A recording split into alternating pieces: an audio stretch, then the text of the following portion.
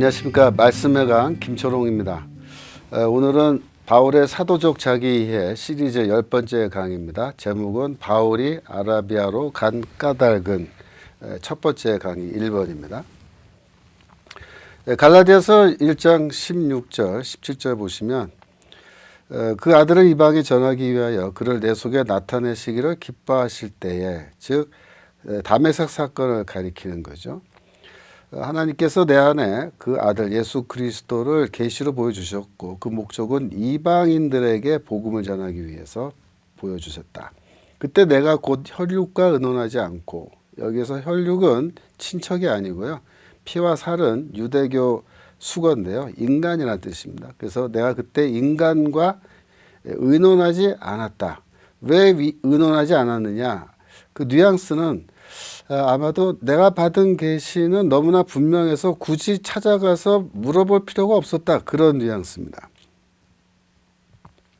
17절, 또 나보다 먼저 사도된 자들을 만나려고 예루살렘으로 가지 아니하고, 마찬가지 이야기죠.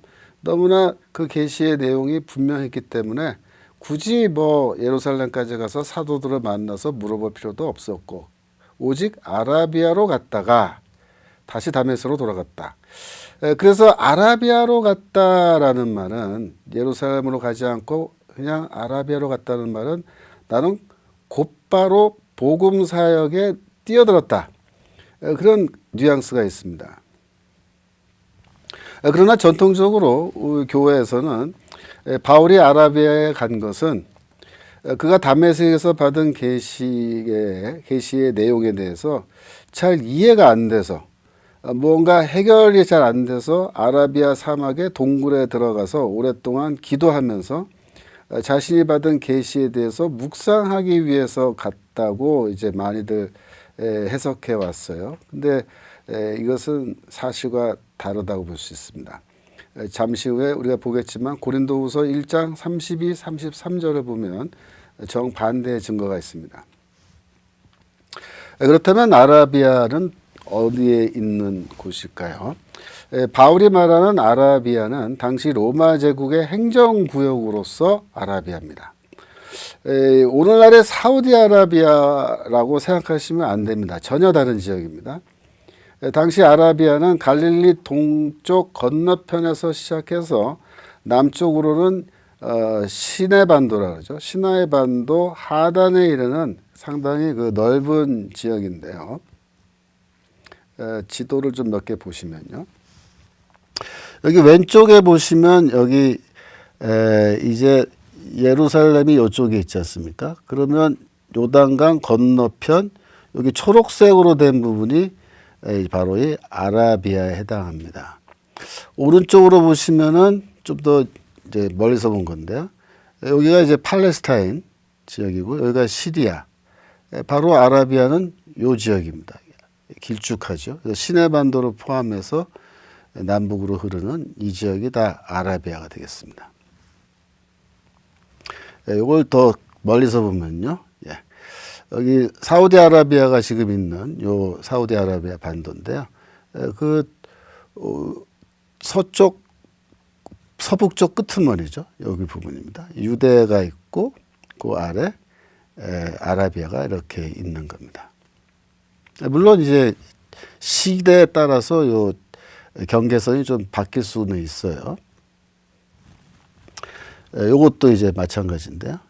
요거는 시리아가 좀 더 커졌고 이제 아라비아가 조금 줄어든 시기의 지도고요. 요게 이제 오늘날 사우디아라비아 반도인데요. 지금 우리가 말하는 아라비아는 요 지역입니다. 요 지역. 그죠? 오늘날의 요르단이 여기 있죠.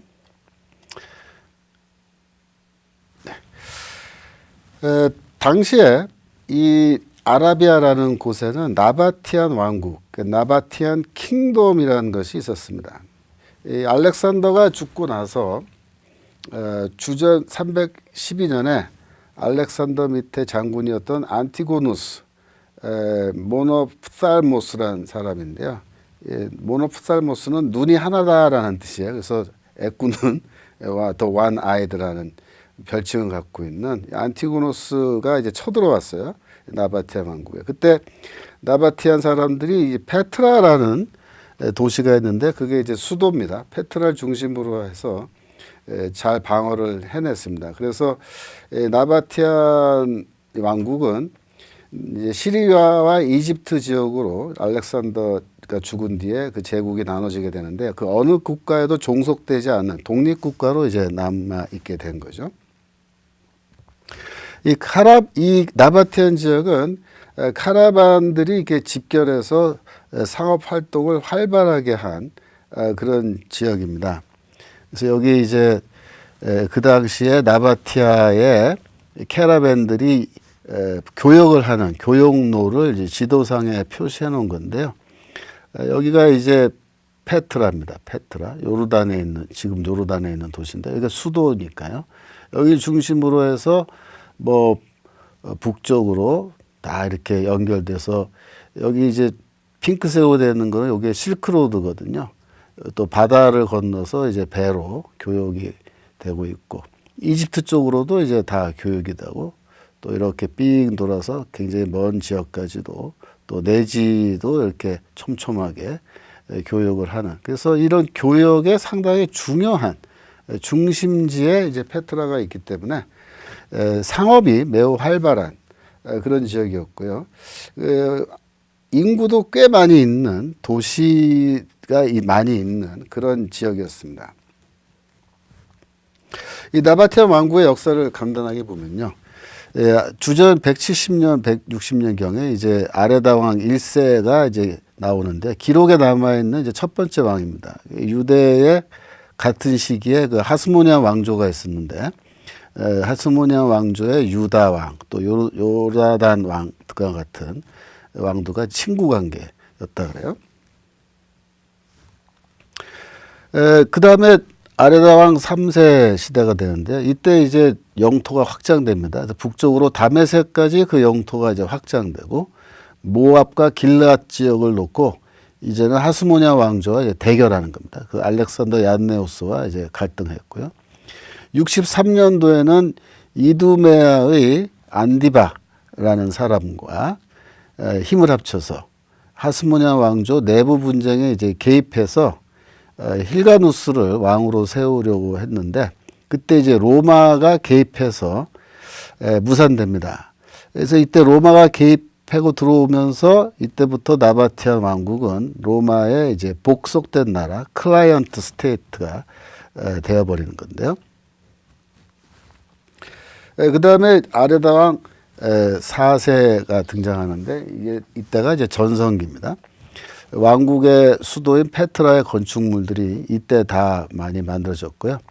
다베섹이 당시 나바티안 왕국의 영토 내부였는지에 대해서 이제 약간 논쟁이 있습니다. 그러니까 3세 때 다메섹이 영토로 편입됐다 그랬잖아요. 그런데 이제 로마인들이 개입하면서 이제 그 영토 그 경계선이 좀 새로 변경돼서 다메섹이 영토 바깥에 있는 도시였을 가능성도 있습니다. 여하튼 아레다 왕 4세 시절에 다메섹이 나바티안 왕국의 영토였던 시절이 있었다 그래요. 다메섹은 아레다 왕 4세의 아들 말리쿠스 2세 시절에 완전히 나바티안 왕국 영토로 이제 합쳐지게 됩니다. 이 대목에서 우리가 이제 고린도후서 11장 32, 33절 읽어야 되는데요. 다메섹에서 아레다 왕의 방백이 즉 신하가 나를 잡으려고 다메섹 성을 지킬 때에 내가 광주리를 타고 들창문으로 성벽을 내려가 그 손에서 벗어났다. 즉 탈출에 성공했다. 이 얘기를 하는데요. 여기서 아레다 왕이 누구냐면은 바로 우리가 방금 본 이 아레다 왕 4세입니다. 바로 이 시절에 바울이 아라비아에 가서 나바티안 왕국 내에서 활동을 했던 거죠. 그래서 이 왕의 신하들이 바울을 체포하려고 바울을 추격하는데 바울이 이제 다메섹까지 도망갔어요. 그랬더니 다메섹까지 쫓아왔다는 겁니다. 그건 무슨 뜻이냐? 바울이 아라비아 동굴 속에서 조용히 명상 생활을 한 것이 아니라는 것을 우리에게 보여주는 겁니다. 그렇죠. 동굴 속에서 조용히 명상하고 있는 사람을 왕의 신하들이 잡으려고 이게 추격해 올 이유가 없잖아요. 그래서 바울은 매우 활발하게 아라비아 지역에서 활동을 했고, 그래서 왕의 신하들의 주목을 받게 되었을까요? 그때 바울은 이미 아라비아에서 활발하게 복음을 전하고 다녔고요. 예수 그리스도가 주다, 또 왕이시다 라고 이렇게 가르쳤는데, 그의 가르침을 이제 정치적인 메시지로 오해를 하고 아마도 그를 체포하려 한 게 아닌가 그렇게 추측합니다. 주후 70년에서 106년까지 라벨 2세라는 왕이 있었는데, 이제 어린 나이에 왕이 된 뒤에 내부 반란이 일어나서 고생을 좀 했고요. 그때 이제 북쪽에 있는 도시인 보스트라, 성경에서는 보스라라는 도시로 나와요. 보스트라가 국가의 중심지가 되었습니다. 그래서 주 106년에는 시리아의 로마 총독인 코넬리우스 팔마에 의해서 로마에 완전히 이제 병합되는 그런 일이 이제 벌어져서 왕국은 이제 사라지게 되는 거죠. 그렇다면 아라비아에 당시 누가 살고 있었을까요? 다메섹 경험 직후에 바울은 왜 다른 곳이 아닌 아라비아로 갔을까요? 유대 역사가 요세푸스의 책 유대 고대사에 보면은 이스마엘에게 12명의 아들들이 있었는데, 그 아들들은 유프라테스 강에서 홍해에 이르는 지역에서 살고 있었고, 그 지역을 나바테네라고 불렀다, 이렇게 기록하고 있어요. 그리고 그 당시에 이 지역에 살고 있던 사람들을 아랍인 혹은 아라비아인은 영어로 에럽스입니다 라고 이렇게 불렀는데, 이 아랍인이라는 호칭은 이스마엘의 후손들을 가리키는 호칭이었다고 요세푸스가 그렇게 기록했습니다. 여러분 잘 보세요. 나바테네라는 그런 지역 이름, 또 나바티안 왕국의 그 나바란 말이 다 들어가잖아요. 근데 이 나바라는 이름이 어디서 유래했느냐? 이스마엘의 장남인 느바요의 이름에서 유래했을 가능성이 많습니다. 나바, 느바 비슷하죠? 물론 학자들이 느바요과 나바티아 왕국 이름 사이에 직접적인 연관이 없다라고 보는 학자들도 있어요. 하지만은 여러 가지 정황을 놓고 봤을 때 꼭 그렇게 부정적으로 볼 일은 아닌 것 같아요. 아마도 무언가 연결이 있으니까, 그래서 그 지역에 느바요의 후손들, 이스마엘의 후손들이 살고 있었으니까 나바테네라든가 나바티안 왕국이란 이런 식의 이름이 생겨났겠죠. 느바요는 누굴까요? 느바요는 아브라함이 하갈을 통해서 낳은 이스마엘의 12아들들 중에 장남입니다. 우리가 창세기 25장 12절 이하에 보면은 이스마엘의 그 족보가 나와요. 그래서 사라의 여종, 애굽 여자, 그러니까 이집트 여자 하갈이 아브라함에게 낳은 아들 이스마엘의 족보는 이렇다. 그래서 이스마엘의 장자는 느바요시고 그 다음은 게달이다, 이렇게 돼 있잖아요. 이제 12명 이름이 나옵니다. 14절, 15절. 특별히 데마라는 이름이 성경에 나오기 때문에 우리가 좀 눈여겨볼 필요가 있고요. 이들은 이스마엘의 아들들이요, 그 촌과 부락대로 된 이름이에요. 그러니까 동네 이름이 아들들 이름으로 돼 있어요. 그 족속의 12 지도자들이었다. 그렇게 돼 있어요. 부족명이 동네 이름이 된 겁니다. 18절, 그 자손들은 하윌라에서부터 아수르로 통하는 애굽 앞 술까지 이르러 그 모든 형제의 맞은편에 거주하더라. 이 하윌라라는 지명은 아라비아 반도 동쪽 끝, 그러니까 페르시아만 걸프에 있는 그 지명이고요. 술은 이집트 북동쪽 경계선에 있는 지명으로 그렇게 봅니다. 아까 우리가 본 지도를 잠시 보시면, 지도 보시면은, 그러니까 이게 이제 페르시아만이잖아요.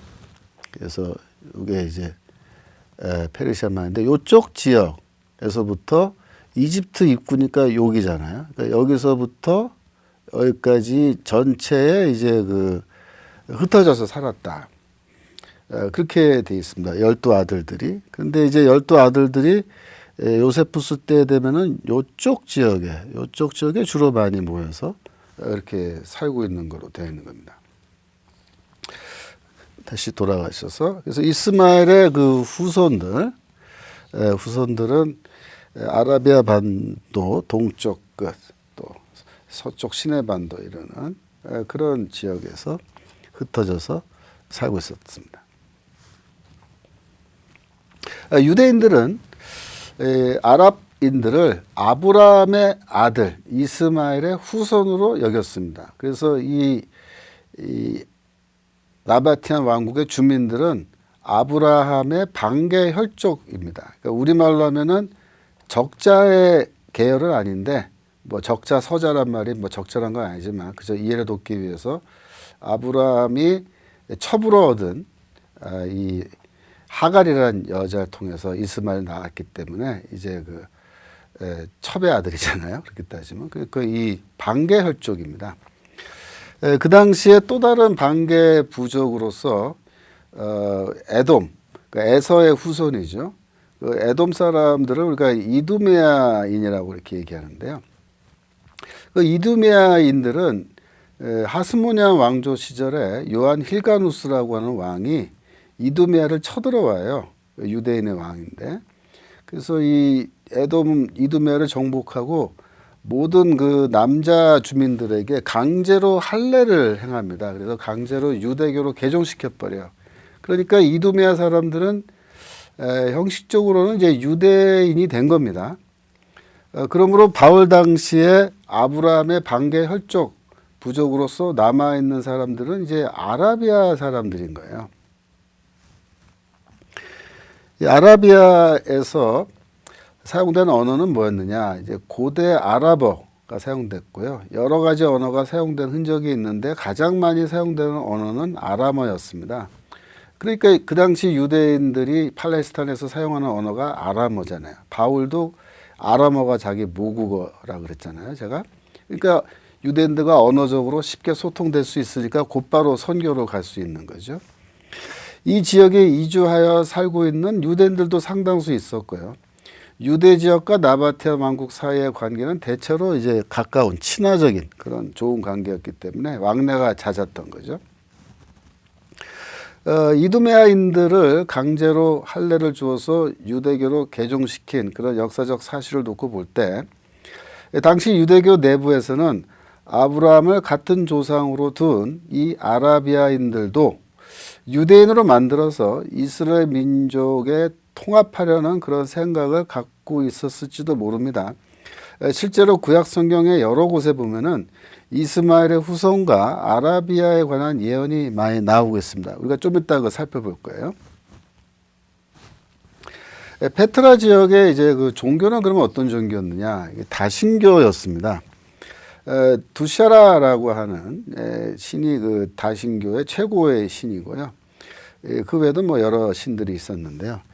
특이한 점은 신을 나타내는 그 형상, 신의 형상이 정방형, 뭐 정사각형이라고 하는 정방형, 렉탱글로 되어 있는 그런 기하학적 형태라는 겁니다. 여러분 이 그림에 보시면은 오른쪽에 여기 돌덩어리인데요. 보시다시피 정육면체 비슷하게 이렇게 깎아놨잖아요. 이게 뭐냐? 이게 신의 형상입니다. 기하학적 형태인데 이게 신의 형상이에요. 그러니까 물론 이제 헬라 문화가 들어오면서 인간의 형상을 한 신상들 그런 조각들이 이제 나타납니다. 하지만 이게 전통적으로는 전통적인 이 종교 문화 속에서 이 아라비아 나바티안 왕국의 신은 이 기하학적 모양의 정방형 돌덩어리로 그렇게 나타난다는 겁니다. 여기 보시면은 이제 뭐 왼쪽에 더 큰 돌덩어리인데 이게 바로 신의 형상입니다. 오른쪽 마찬가지고요. 이거는 이제 벽면에 깎아놓은 건데요. 역시 사각형이죠.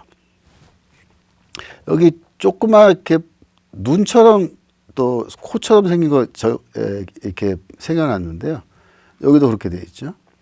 요거는 이제 그 두샤라라고 하는 그 신, 아까 제일 높은 신이라 그랬죠. 그 신을 표시하는 일종의 그 신의 부적, 목걸이입니다.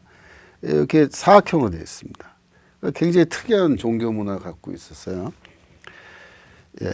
왼쪽에도 보시면은 이제 여기는 조금 더 사람 모습으로 많이 진화한 건데 여전히 사각형으로 되어 있고요.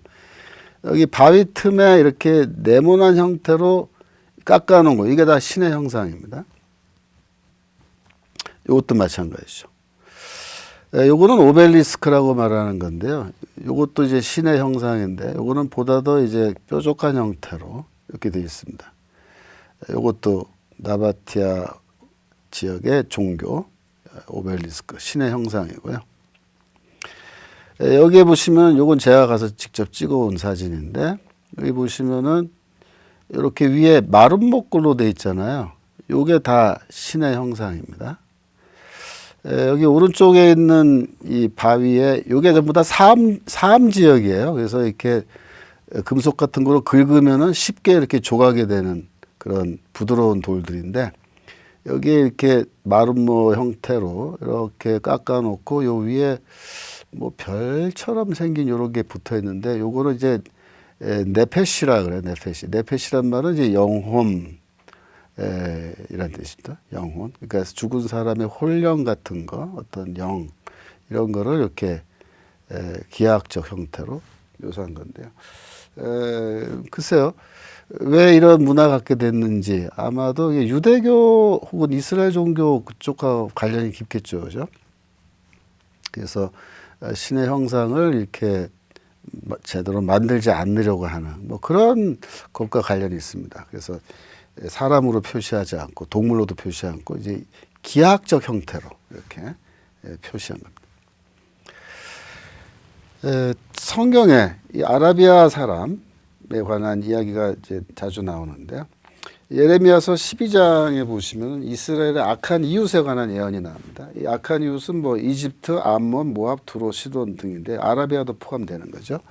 그래서 14절 나의 모든 악한 이웃에 대하여 이야기하신다 그러면서 내가 그들을 그 땅에서 뽑아버리겠다. 이렇게 해서 심판이 나오는데요. 15절에 가시면 내가 돌이켜 그들을 불쌍히 여겨서 다시 그 땅으로 인도하겠다. 또 16절 그들이 내 백성의 도를 부지런히 배우며 이렇게 하면은 그들이 내 백성 가운데서 세움을 입게 될 것이다. 이렇게 말하는데요. 요거는 이웃을 심판하겠지만 만약에 회개하고 돌이키면 그들도 하나님의 백성 가운데 세워주신다. 하나님의 백성으로 삼겠다라는 그런 뜻이죠. 특별히 내 백성의 도를 부지런히 배운다. 이거는 이사야서 뭐 2장 2절에서 4절, 뭐 미가서 4장 2절을 연상시키는 대목인데요. 여기 보시면 그가 하나님께서 여호와의 산 시온산에서 그의 도를 가지고 우리에게 가르치신다. 하나님은 가르치시고 이 사람들은 부지런히 배우면, 그런 말입니다. 배우면 그러면 내가 그들도 내 백성으로 삼아주겠다. 또 예레미야서 49장에 보시면 게달, 즉 이스마엘의 둘째 아들이죠. 둘째 아들 아라비아 사람들이 받을 심판이 여기 나옵니다. 49장 28절 보시면 게달과 하솔의 나라들에 대한 말씀이다. 그러면서 게달로 올라가서 뭐 동방 자손들을 황폐하게 하라. 이렇게 돼 있어요. 또 29절 보시면은 뭐 장막과 양떼를 다 빼앗고 심판한다라는 거고요. 30절에 하솔 주민나 도망하라. 뭐 이런 말씀이 나와요. 여기서 하솔 나라, 이게 하초르라는 단어인데요. 이게 학자들의 주장 중에는 이런 주장이 있어요. 그래서 사막 지역에서 외적의 침입을 막기 위해서 원형으로 집을 쭉 지어놓은 정착촌을 하체르라고 합니다. 히브리 말로 하체르. 그래서 이 복수형 하스림을 아마 가리키는 건데 이 스펠링이 약간 나중에 탈락된 게 아니냐. 그래서 그럴 경우에는 게달과 아라비아 지역의 정착촌 마을들을 이제 하솔나라라고 이렇게 부른 겁니다. 그러면 게달과 하솔나라라는 예레미야서 49장 28절의 표현은 이사야서 42장 11절에 광야와 거기 있는 성읍들과 게달 사람이 사는 마을, 이런 말과 같은 뜻이 되는 거예요. 이게 왜 중요하냐면은 이 42장 11절 때문에 바울이 아라비아로 갔습니다. 제가 그걸 좀 이따 설명해 드릴까요? 예. 광야와 거기 있는 성읍들과 게달 사람이 사는 마을들은 소리를 높이라. 셀라의 주민들은 노래하며 산꼭대기에서 즐거이 부르라. 이렇게 되어 있습니다. 재밌는 게 예레미야서 49장은 이스마엘 후손에 내릴 심판에 대한 이야기고요. 이사야서 42장은 그들에게 내릴 구원에 대한 메시지고요. 그 다음에 이사야서 21장에 보면은 아라비아에 대한 또 경고가 나옵니다. 그러니까 성경에 이 이스마엘의 후손 아라비아 지역에 대한 이야기가 자주 나오는 겁니다. 이사야서 21장 보시면요, 아라비아에 대한 경고다. 그래서 대상들이요 그랬잖아요. 이 대상이 뭡니까? 아까 말한 그 캐러반들, 낙타를 몰고 다니면서 이제 상업을 하는 사람들 얘기가 나오고요. 또 대마 땅의 주민들. 대마는 아까 이스마엘의 족보에 보면은 9번째 아들이 대마라 그랬죠. 대마의 땅 주민들아, 다 이제 이스마엘의 후손이고 아브라함의 후손들인 겁니다. 게달은 둘째 아들이고요. 또 게달 나왔죠. 게달의 영광에 대세하고 게달 자손 중 활가진 용사의 나무수가 적으리라 라고 해서 이 성경은 계속 이 이스마엘의 후손들에 대해서 관심을 갖고 많은 이야기를 하고 있습니다. 이걸 쭉 이제 우리가 잘 봐야 되는데요. 특별히 이제 이사야서 42장 10절 보시면 항해하는 자들과 바다 가운데 만물들과 섬들과 거기에 사는 사람들아 여호와께 새 노래로 노래하며 땅 끝에서부터 찬송하라. 이 멀리 있는 사람들입니다. 그러니까 땅 끝에 있고 뭐 섬의 끝, 바다 끝 섬에 있는 사람들, 또 내지 광야 속에 있는 사람들이 나와요. 그게 바로 광야와 거기 있는 성읍들과 게달 사람들이 거하는 촌락입니다. 그러니까 저기 바다 끝 사람도 또 깊은 내지 광야 속에 살고 있는 사람도 모두 하나님을 찬양하라, 그 얘기입니다. 그렇죠? 왜 그들이 하나님을 찬양해야 될까요?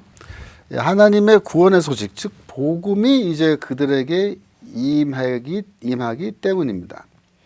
그래서 그 복음은 뭐냐? 이사야서 42장 1절에서 9절에 나오는 주의 종의 노래 잘 나타나 있는데요.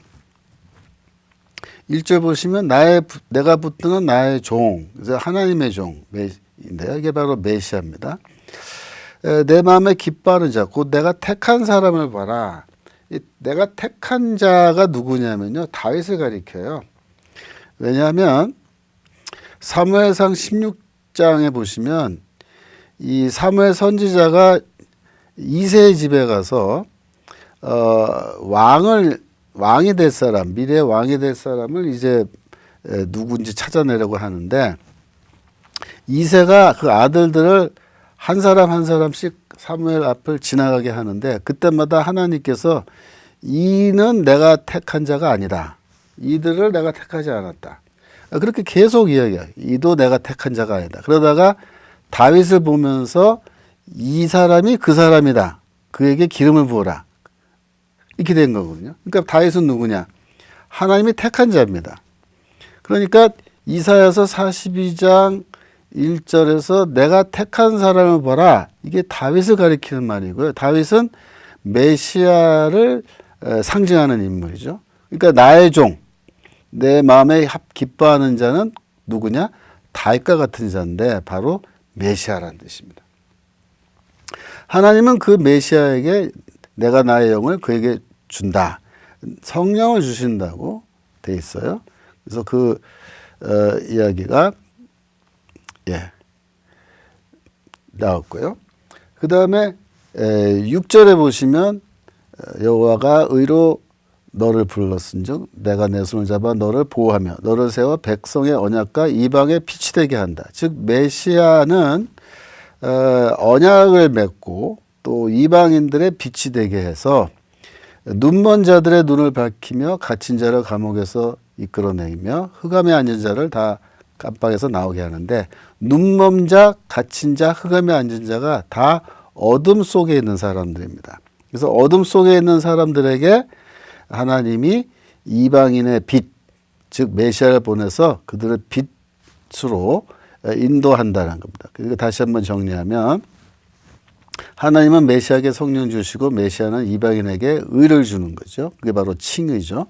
메시아는 빛이 되어서 눈먼 자, 갇힌 자, 흑암에 앉은 자를 빛의 세계로 이끌어내고, 그래서 멀리 섬에 있는 사람도 또 광야 내지에 살고 있는 사람들도 이 모든 하나님의 구원의 소식을 듣고 하나님을 찬양한다. 그 소식이 뭐냐? 바로 복음이다 이겁니다. 복음이다. 그래서 바울은 내가 이 복음을 전하는 것이 내 임무다. 그래서 내가 이 광야에 살고 있는 바로 이 게달의 후손들을 찾아가서 내가 복음을 전해야 되는구나. 그렇게 생각한 거예요. 이사야서 47장 9절에 아름다운 소식을 시온에 전하는 자여 너는 높은 산에서 오르고 또 아름다운 소식을 예루살렘에 전하는 자여 힘써 소리를 높여라. 이렇게 말할 때 이 아름다운 소식을 전한다라는 말이 바로 유앙겔리조마이라는 동사인데요. 복음을 전하라는 뜻이에요. 그러니까 이 복음을 전하라. 복음을 전하는 사람들이 이 여러 곳을 가야 되는데 바다 끝에도 가야 되고 섬까지도 가야 되고 또 게달 사람들이 사는, 즉 이스마엘의 후손들이 사는 아라비아 이 동네에 가서 그 말에 가서 이 복음을 전하니까 그들이 그 이야기를 듣고 하나님을 찬양하게 된다라는 그런 얘기입니다. 그래서 바울이 이사야서 42장 11절에 이 이야기를 읽고 다시 한번 묵상하면서 내가 지금 제일 먼저 가서 복음을 전해야 될 대상이 바로 이 광야와 아라비아에 있는 게달 사람들, 즉 이스마엘의 후손들이구나. 이렇게 해석하고 그래서 아라비아로 갔을 거라는 겁니다. 여기 특별히 셀라의 거민들은 노래하며 또 게달 사람들의 촐락 이렇게 같이 나왔잖아요. 셀라라는 곳이 지명인데요. 셀라라는 말은 이제 히브리어로 바위라는 뜻의 단어입니다. 근데 이제 헬라어로 기록된 71년 구약 성경을 보면요, 셀라를 페트라로 번역을 했어요. 페트라는 그 당시에 나바테아 왕국의 수도였죠. 그래서 바울이 자신의 복음을 들고 어디로 갔느냐? 아라비아로 갔는데 특별히 페트라로 갔을 겁니다. 페트라가 수도니까요. 그래서 페트라를 중심으로 그 일대에 사는 이스마엘의 후손들과 만나서 그들에게 복음을 전할 사명이 나에게 있다라고 그렇게 해석하고 바로 아라비아로 갔다라고 그렇게 볼 수 있습니다.